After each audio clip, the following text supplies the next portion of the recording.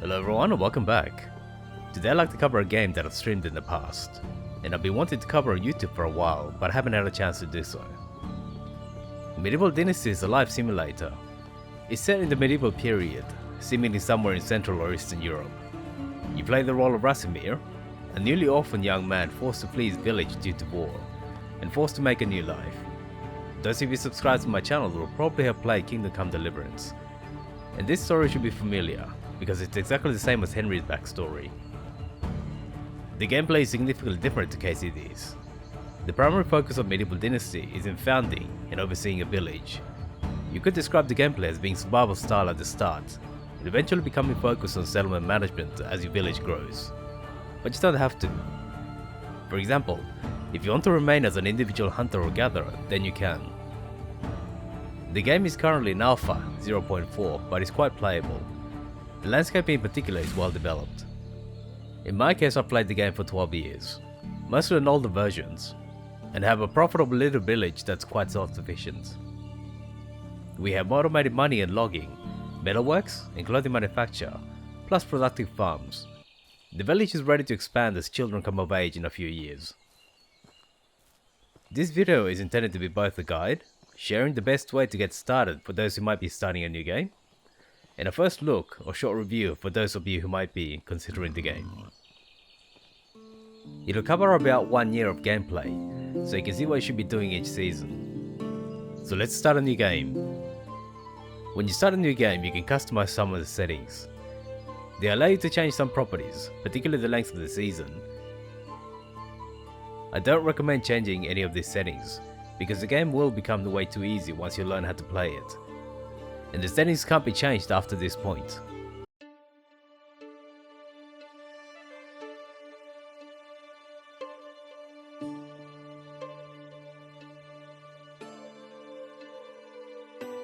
I used to have a simple life. Whatever needed doing round the farm, I'd do it. Being the eldest son, it's tough. But at least we had a living, and our plates were never empty. Then, the war came. I lost everything overnight.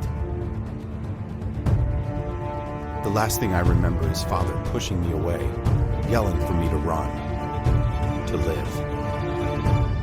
At first, I didn't know what to do. Then, I remembered. A story my mother once told me. A story about my uncle, Jordan. He made a modest fortune up north, in a peaceful valley far away from the war. For weeks I held on to that thought, until the valley from my mother's stories. I could see it. This is where I can start a new life.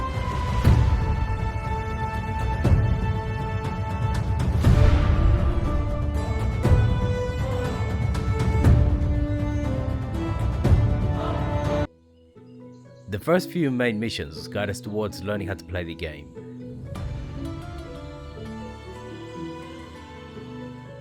This one guides us towards the Castellan, who's the source of many main story missions. We're going to just go down and let you see what the game looks like. This is not intended to be a review, so I'm generally going to highlight gameplay elements without passing judgment on them, and provide veteran tips on how to do those activities. A review may come later on where we assess how well the game does certain things, but I like to keep them separate, because that will make the videos too long, and this is still an alpha product, so it's unfair to pass judgment on it. Note the way the trees are modeled, how the undergrowth blends in between the trees, how the stones and other bits of landscape fit into the larger picture. The forest opens up and we can see how far into the distance our vision extends. At the moment the day is clear, but there will be days with fog and rain that will affect our visibility. A town lies at the bottom of the hill on the river, and we can see another village across the water.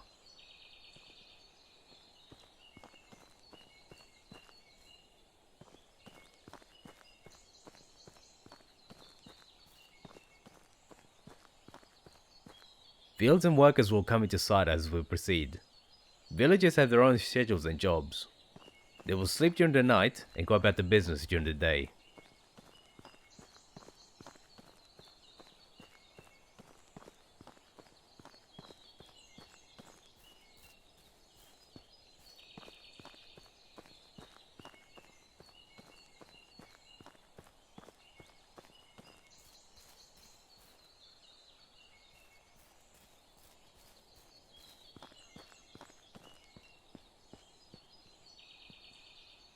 On entering the village, we can get a closer look at the way the houses are constructed.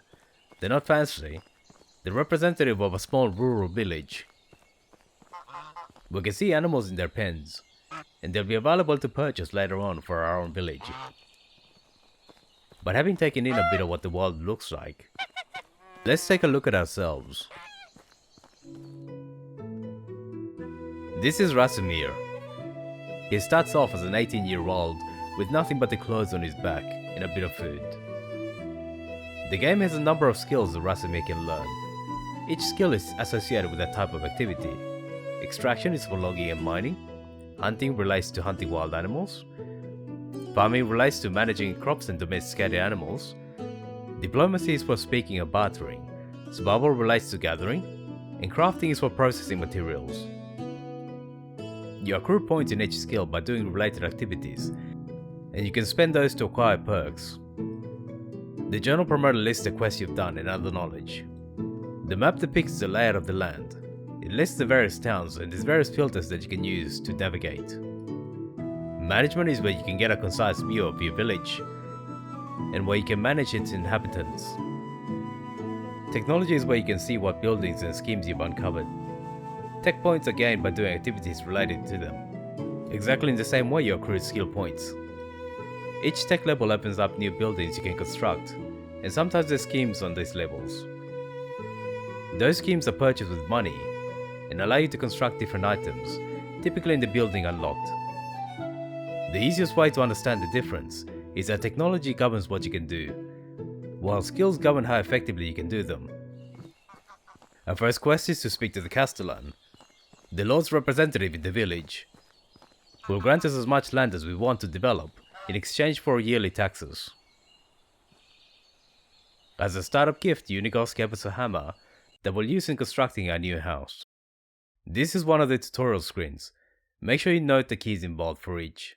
By default, Tab takes you to the Informational Menus, Q brings up the radial menus, and Alt enables Inspector mode.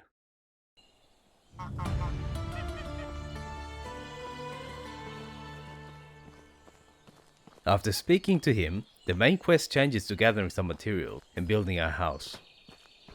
As I mentioned during the introduction, the early game is survival focused. You start on your own and must gather resources and construct tools and buildings that you need. The main quest now reflects that.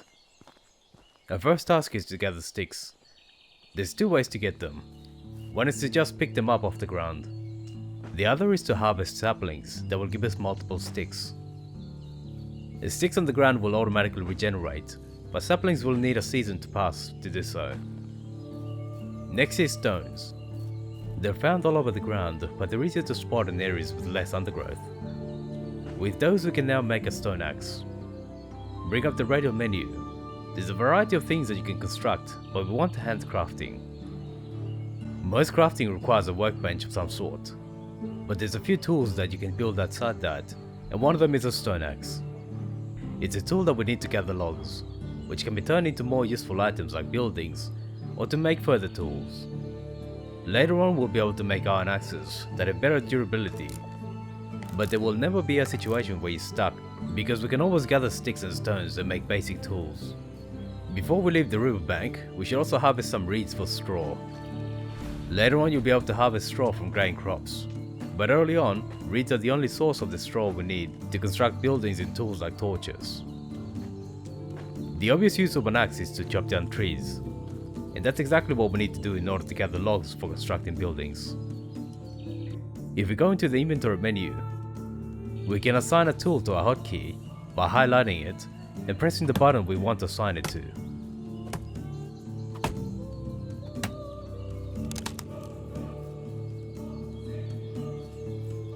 After you chop down a tree, you need to hit it twice. The first hit removes all the leaves, and the second chops it down into logs.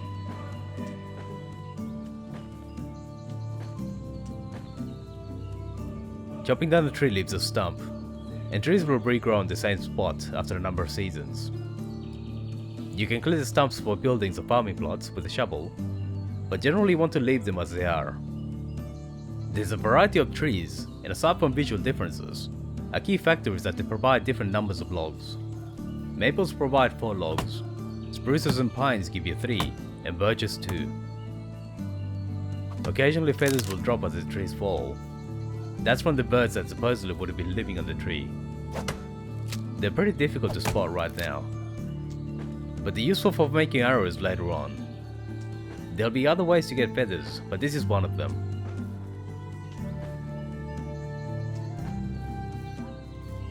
You can also use Inspector mode to spot any logs that you may have lost track of.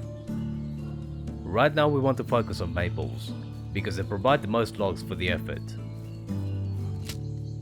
As you gather things, you might find yourself over encumbered. The effects are that you won't be able to sprint, which might be important if you're being attacked by an animal, or have to get somewhere quick. You can still walk, but your speed will be reduced proportionally until you can't move at all. A veteran tip that Blue Dragon from Twitch shared with me is that you can press both the W key to advance and the up arrow on the keyboard to double your walking speed. But for the time being, let's shed weight.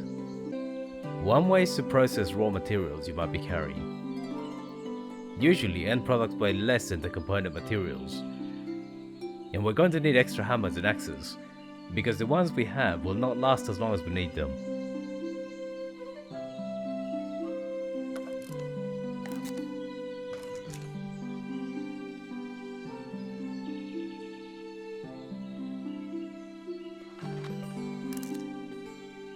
Now we can walk a bit faster, but that's not as fast as we want. Another thing we can do is drop some of the logs we're carrying. One aspect of this game that differs from others is that dropped items generally do not despawn, even if you leave the areas they dropped in. The exception are perishable items, but other than those, dropped items will be there even if you go back much later.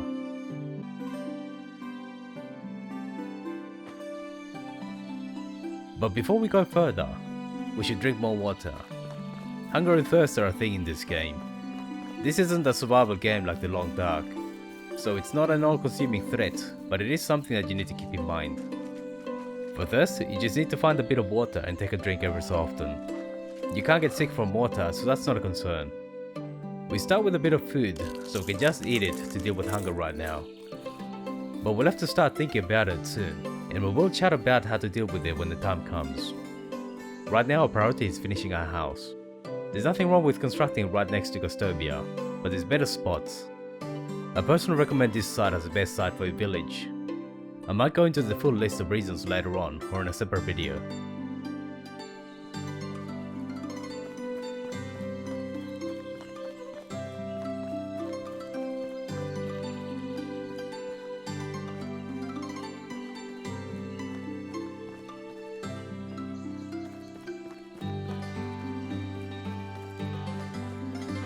There's berry bushes scattered all around the wooded areas.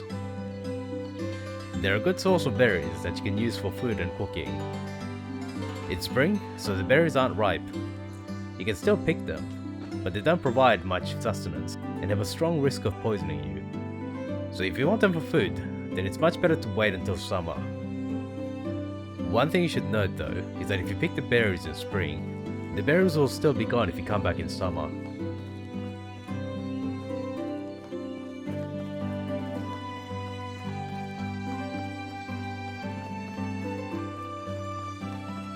Seasons affect plants like you might expect. Typically, spring and summer have mushrooms and berries that can be gathered for food. Medicinal herbs are available at all times except winter. Crops also have different sowing and harvesting seasons. The spring is a typical planting season, and most crops are harvested in summer or autumn.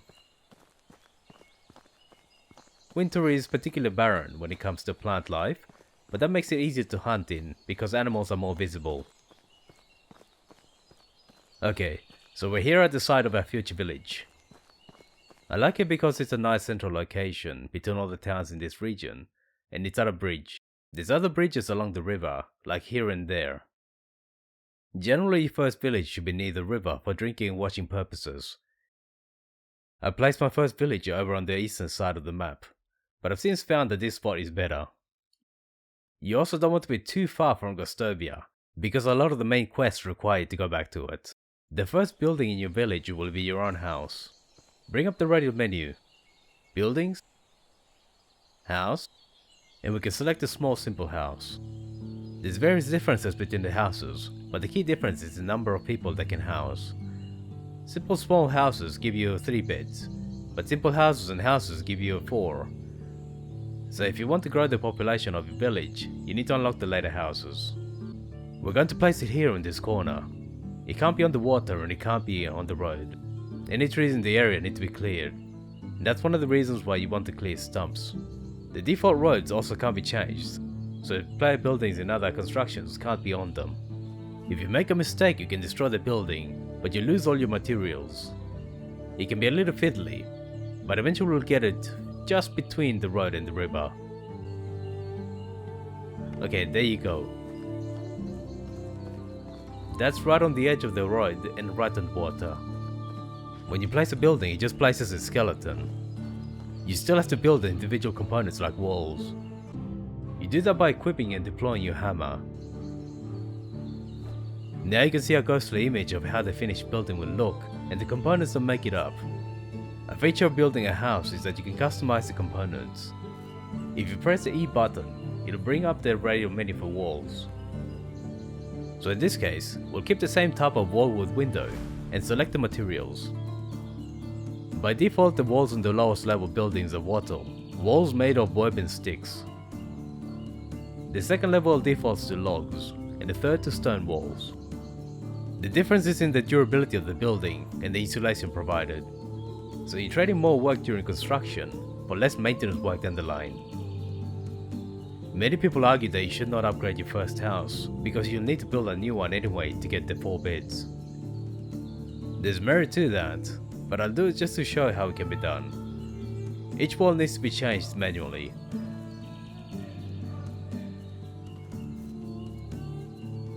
Don't forget the small corners between the roof and the walls. You can do the same with the roof. In this case, the higher level roofs require planks, and we can't access those yet, so leave it as straw. Once everything is set, it's just a question of gathering the materials. In this case, we'll need logs and stones. It's better to start with stones because they're more difficult to spot in the dark, while it's easy to chop down trees overnight. There's also various herbs on the ground. St. John's wort helps with curing poisoning from eating raw or spoiled food. The other type of herb is the broadleaf, and it's used for healing damage. All herbs are found year-round except for winter, so it's advisable to build up a small store. I usually collect 100 of each, just in case, though you shouldn't have to use them often. As you work, you're likely to gain a level of survival.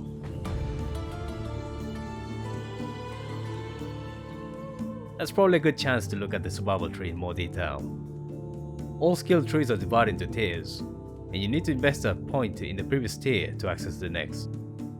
There's 3 skills to choose from. The first just gives us more skill points, but survival is probably the skill that you'll max out first, so that's a bit redundant. This one gives you more tolerance to cold or hot spells. The game does get hotter and colder, but I've never found the need to worry about it being too cold or too hot, as long as you're wearing the right clothes for the season. This isn't a game where you're barely surviving against the elements. The last one gives you more resistance to poisoning, but you can just use St. John's wort instead. Normally I reluctantly choose the extra skill points, but in this case I'll choose the extra temperature tolerance, just to see how it changes things.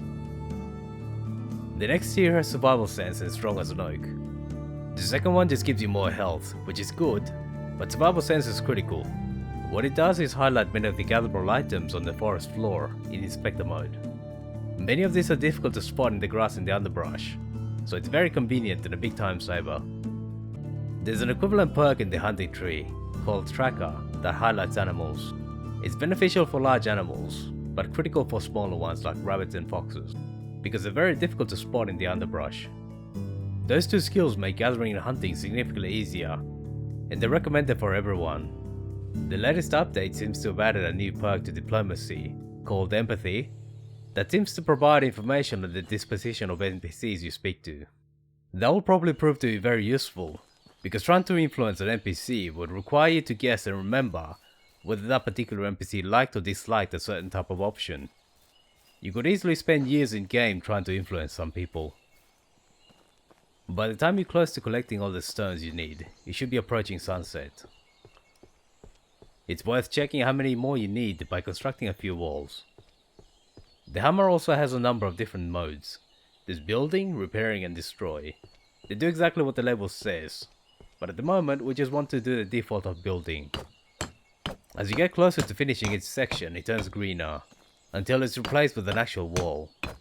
But you can see that the stones we've collected are only enough to do one side of the house. A lot more stones are needed. This is what broadleaf plants look like. They're a fair bit more difficult to spot than St. John's worts. As you can see, they heal 10 points each. None of the herbs rot, so they're the only edible item in the game that will last forever. But it may be wise to assume that will change in the future. Usually herbs and mushrooms are found in clumps, so even though they might not be very visible right now, it's worth looking around and picking up the others.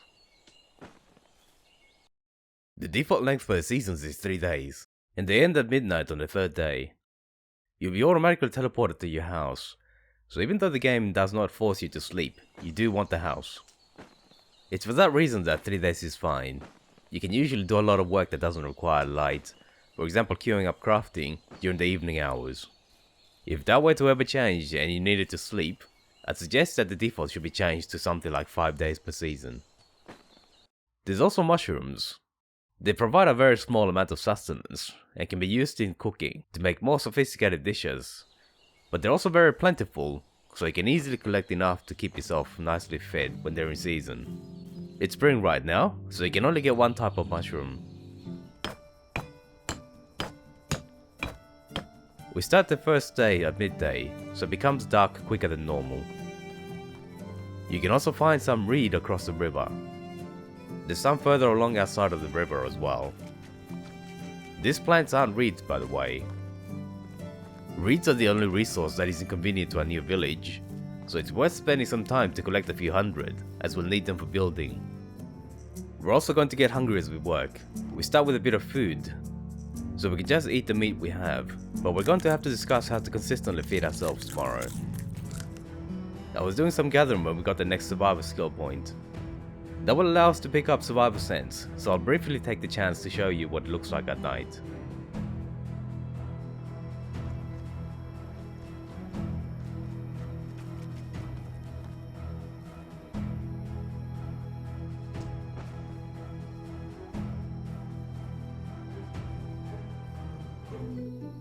Right, there is the first house. I finished it overnight, and that also finished the main quest we had. We also gained a few skill points in extraction and survival. One we used to get survivor sense, and the other was in extraction. We can get more skill points in the first.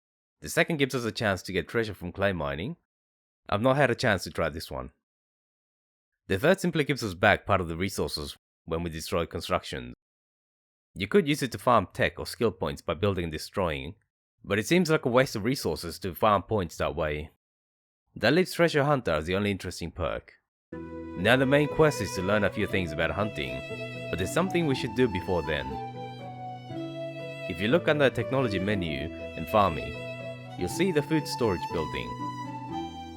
That is one of the most important buildings in the game, and you want it as soon as possible. Food rots, and each time the seasons change, the condition of all food will drop. How much it drops by depends where it is, and if it's in the container in the food storage building, it will degrade the least. So it's one thing to learn to hunt, but you also want to learn how to make the meat last. But let's look at the interior of our house and see what's available. You can see the actual material used in the construction. The walls are stacked stone, and the roof is thatch. There's 3 beds, and there's a storage chest that we can use. It doesn't hold a tremendous amount, but it'll be good enough for us right now. But like we mentioned before, items do not despawn unless they rot, so there's nothing stopping us from just storing things on the floor. These logs would stay here permanently, but we'll be using them shortly. Over here is a campfire and the cooking cauldron. You can use the campfire for light and to roast meat and fish.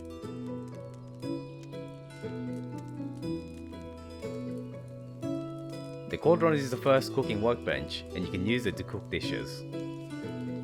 There's potages, which used to be one of the most efficient foods in the game, but the recipes for dishes changed to require wooden bowls and dishes. They've also increased the amount of meat and cabbages you need. It used to be 1 cabbage and 1 meat, but now you need more.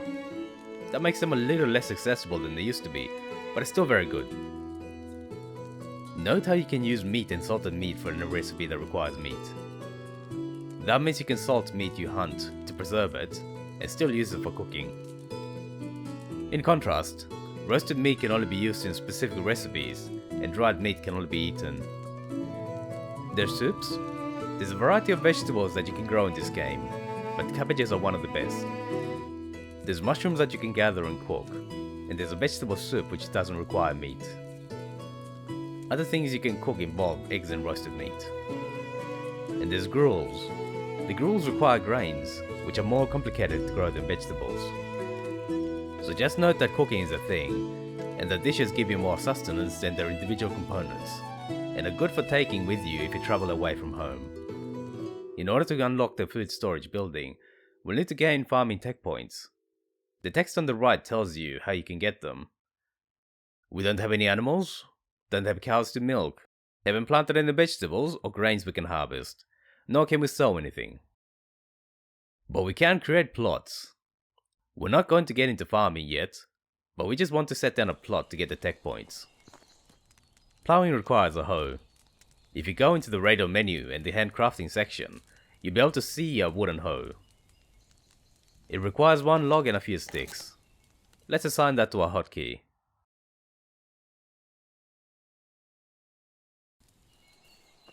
I'd like to start my first plot at the edge of the road here. It's this crossroads here on the map. Bring up the construction menu, buildings, crops, and you can see fields here. It used to be the case that you were strictly restricted to a grid, but the starting position seems to have become more fine-grained. The plot itself is still restricted to the grid. You can't change the orientation. I recommend a 2x8 plot. It's just alongside the road, and if it was larger, the road and a tree would block it. There's a number of things you need for cultivating crops, but we'll discuss them if we get to planting and harvesting. Setting down the plot marks it out, and if you use inspector mode, you can see the plot's squares. At the moment they say not grubbed up, meaning that the ground hasn't been prepared for planting. Marking out a plot is one thing, but you still have to get rid of the undergrowth that was there. That's what we need the hoe for. Go to each plot square and use the hoe on them, and that will clear them. You can click on each square individually, but one trick you can use is just to keep the button pressed and change the view. It's a little faster. You're also limited by stamina. Work like farming, logging and mining all requires stamina. In effect, it means you need to rest for a minute every so often and let it recover. You can increase how long you can go without a break by taking relevant perks, but there's no danger involved, so it's better to just wait a minute or so. If you look at it again in inspector mode, it'll now say unplowed. It's ready for you to start the process of sowing. Laying out the plot gave us 3.2 tech points, which is about halfway to our goal.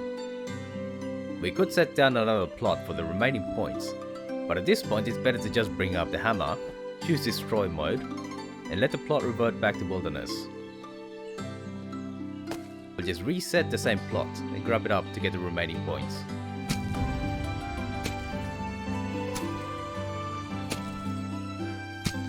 Okay, there's the tech level that we want. We'll leave the grabbed plot as it is, because we will eventually want to plant vegetables for food. If we check our tech menu, we can see food storage unlocked. Looking at the radial menu on the building, we can see our new menu option in resource storage. Food storage is now available to construct. You want that. You want it right now. We'll set it down near the water just opposite our house. The bridge support can act as an obstacle.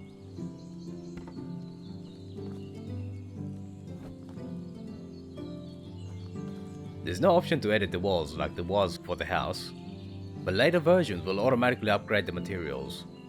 What all it is for the moment. We should have many of the materials we need in storage. Our hammer just broke, as you might have heard, so it's a good idea to have a spare somewhere if your current one is in low condition. It helps you avoid unnecessary disruptions as you work. That applies especially for higher end tools made of iron. One of the reasons why this location is so good is that there's a lot of maples around. Maples give you the most logs per tree, so it reduces the effort needed to construct your first few buildings, and those are the ones where time matters. You can get them from your side of the river, or the opposite side. In this case I get them from across the river, so that we have a reserve of trees near our house we can use if we're in a rush. Another reason why this spot is good is just how many berry bushes are within easy access. We also need sticks to finish the water walls, but we'll get them automatically as we process logs.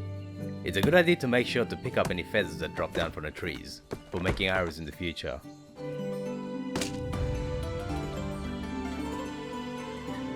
And there's another level of tech, this time in the building tree. That gives us access to the resource storage. At the moment it's not critical because we're by ourselves, and it's just the start of our journey. But resource storage is a building that centralizes storage for the entire village. It's necessary before you recruit additional villagers, because that's where they store anything they gather or construct, and where they get the firewood they need to keep warm. Before you think of recruiting any villagers or marrying someone, you should have a food storage and resource storage buildings. Plus the ability to provide food and firewood consistently. That can be by farming or hunting.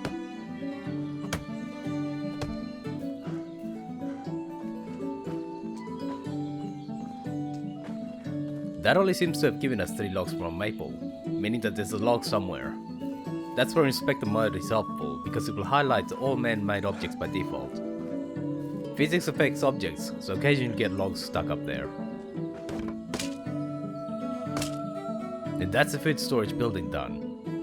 I don't recommend keeping food on the floor because it behaves in unpredictable ways due to decay. Just keep food in the food chest. Let's store some things in the chest. Generally you want to have just enough food on you to prevent starvation, and keep the rest here. So far we have a house and a medieval fridge. When we learn hunting next time, we'll be safe in the knowledge that our meat won't rot.